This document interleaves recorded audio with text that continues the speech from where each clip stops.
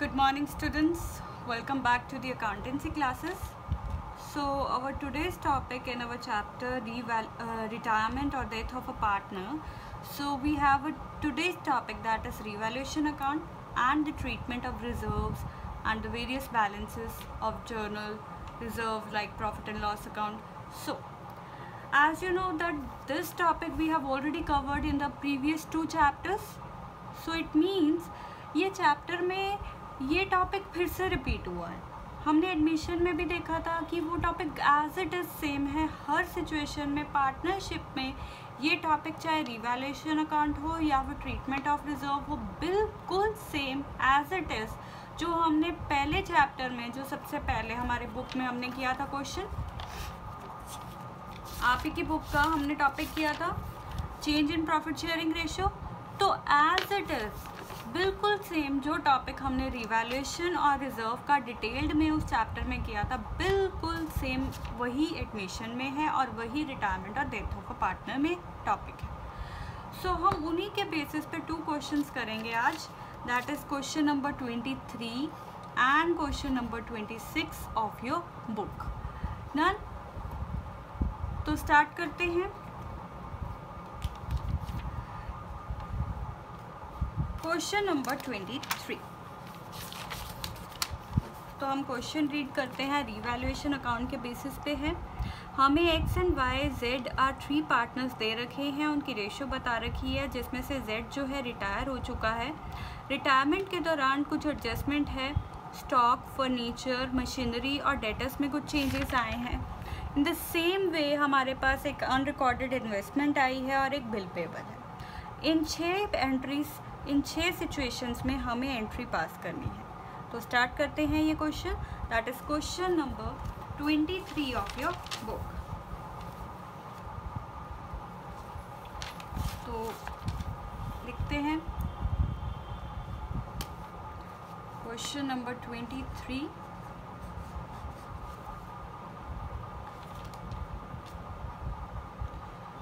सबसे पहले यहाँ पे हम एक पैटर्न बना लेंगे क्योंकि हमें जर्नल एंट्रीज ही रिकॉर्ड करनी है यहाँ पे.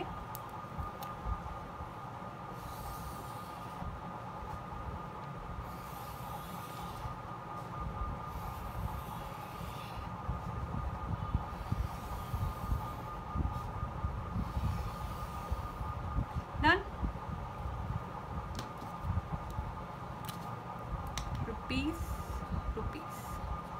सबसे पहले क्या है हमारे पास कि जो हमारा फर्नीचर है वो इंक्रीज हो गया है.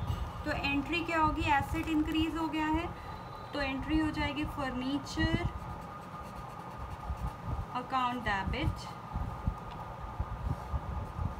To revaluation account A part में. क्योंकि एसेट इंक्रीज हुआ है तो वो डेबिट होके रिवैल्यूएशन अकाउंट में डल जाएगी. अमाउंट है हमारे पास 12,000. बी पार्ट में हमें दे रखा है जो स्टॉक है वो रिड्यूस हुआ है बाय 10,000. तो वो ऑपोजिट एंट्री हो जाएगी. स्टॉक एसेट कम हुआ है तो स्टॉक ऑपोजिट हो जाएगा, डेबिट वाली आइटम क्रेडिट हो जाएगी. तो एंट्री हो जाएगी revaluation account debit to stock account with amount is 10,000. Third situation में हमें दे रखा है मशीनरी जो है वो 10% से रिड्यूस हो गई है. तो सेम वे एसेट हमारा रिड्यूस हो गया है तो entry will be revaluation account debit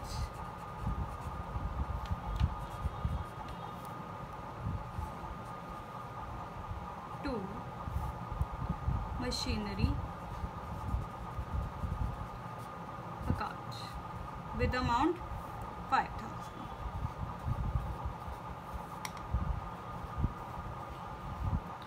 Then next entry है डी पार्ट में हमें दे रखा है कि हमारे पास डाउटफुल डेट की प्रोविजन क्रिएट करनी है. 40,000 का 5% क्रिएट करना है. तो हमें लायबिलिटी क्रिएट करनी है. तो entry will be revaluation account debit to provision for doubtful debt account with 2000. Then E part में हमें दे रखा है कि एक इन्वेस्टमेंट है उसे रिकॉर्ड करना है, तो इन्वेस्टमेंट एसेट होती है, तो एसेट साइड में डेबिट हो जाएगा, investment account debit to revaluation account, amount come out to be 10,000.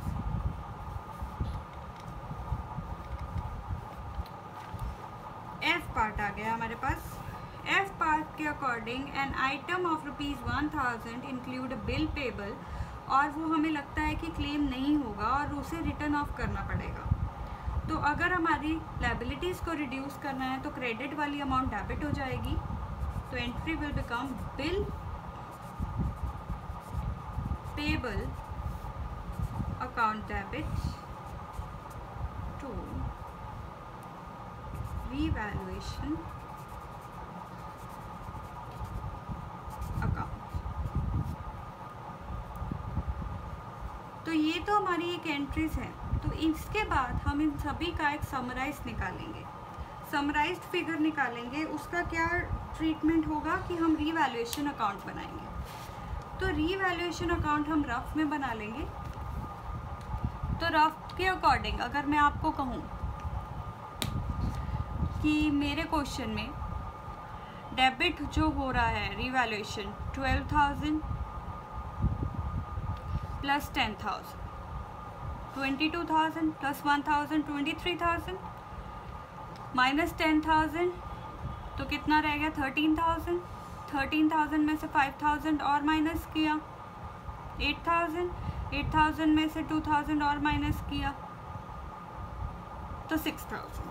तो 6,000 हमारे पास बच गया, राइट.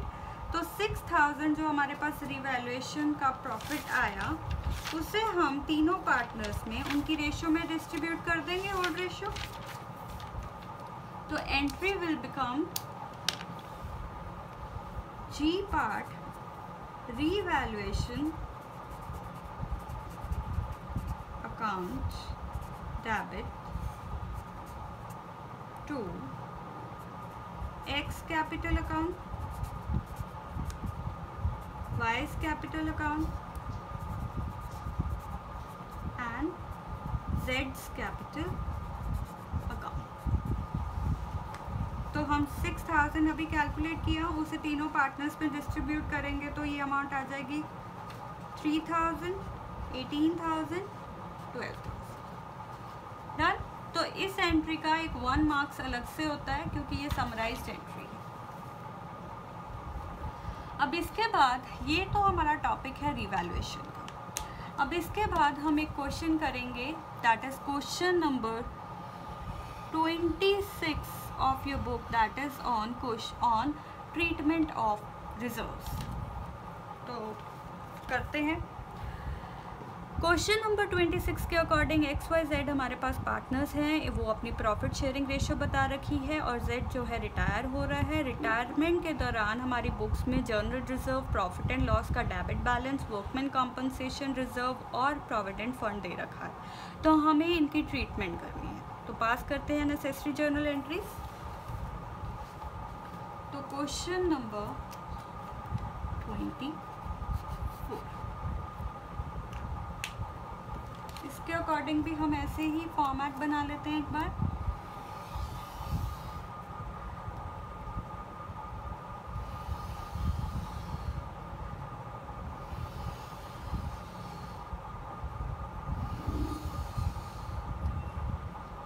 डन. फॉर्मेट के अकॉर्डिंग हमारे पास सबसे पहले क्या है, जर्नल रिजर्व का बैलेंस है. तो जनरल रिजर्व क्रेडिट बैलेंस होता है, तो एंट्री पास हो जाएगी, डेबिट हो जाएगा वो. General reserve account debit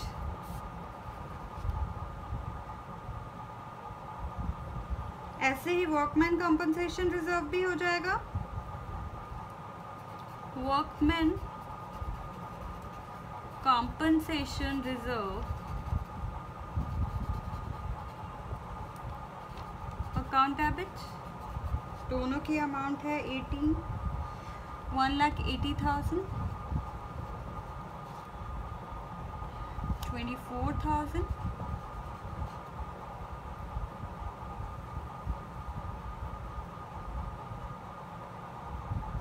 right. इन दोनों को अगर हम इन दोनों का टोटल करें तो 2,04,000 बन गया।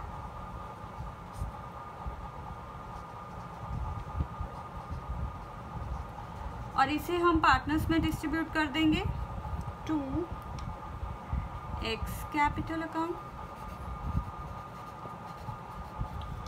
To Y's capital account and to जेड्स कैपिटल अकाउंट इन 3:2:1। तो ये अमाउंट यहाँ पे आ जाएगी हमारे पास। एक्स का शेयर निकल आएगा 1,02,000, इसका 68,000 और इसका 34,000। डन। और इसके बाद हमारे पास प्रॉफिट एंड लॉस का बैलेंस दे रखा है, that is 30,000।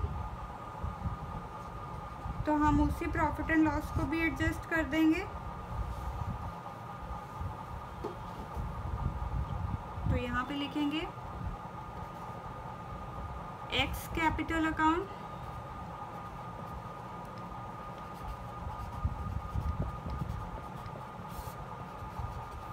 Wise capital account and जेड्स कैपिटल अकाउंट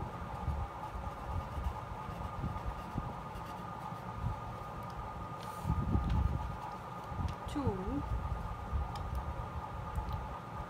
क्या है प्रॉफिट एंड लॉस का डेबिट बैलेंस। तो प्रॉफिट एंड लॉस अकाउंट, तो 30,000 को 3:2:1 में अगर डिस्ट्रीब्यूट करेंगे तो अमाउंट आ जाएगी 15,000, 10,000 and 5,000। Done. So this is all about our question, that is question number 26 of your book. So these are the summarized question और इन्हीं क्वेश्चन में आपका topic that is revaluation account और ट्रीटमेंट ऑफ रिजर्व, जिसका बहुत ही basic topic आपका इस chapter में कवर होगा। जो इम्पॉर्टेंट पार्ट जो इन दोनों टॉपिक में है वो आपका change in profit sharing ratio chapter में होगा और उसी में से क्वेश्चन आने की ज़्यादा पॉसिबिलिटी है। यहाँ पे जस्ट उसे एक बार रिविजन दी जाती है, एक बार उसको टचअप दिया जाता है, फिर हम उसके बाद फाइनल बैलेंस शीट या पार्टनर्स कैपिटल अकाउंट बनाते हैं। So this is all for today. Thank you, take care.